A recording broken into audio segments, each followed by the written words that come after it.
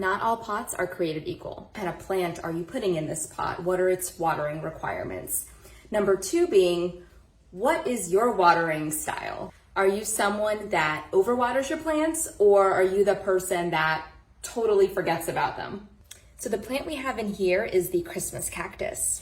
A clay planter is really great for plants that don't like a lot of water, or if you're someone that tends to overwater your plants, clay is very forgiving. It's very porous.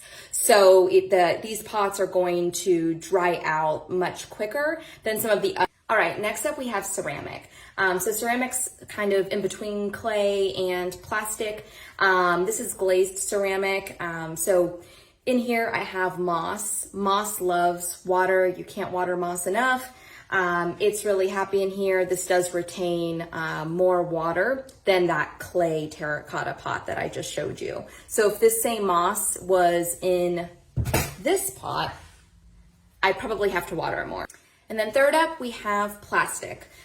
These pots are great for plants that like being wet, that like moisture, or if you're someone that forgets to water your plants. Also keep in mind the time of the year that it is and where you plan on placing that planter. So is it going to be out in the sun? Is it going to be under a covered patio? Will it be receiving rainwater?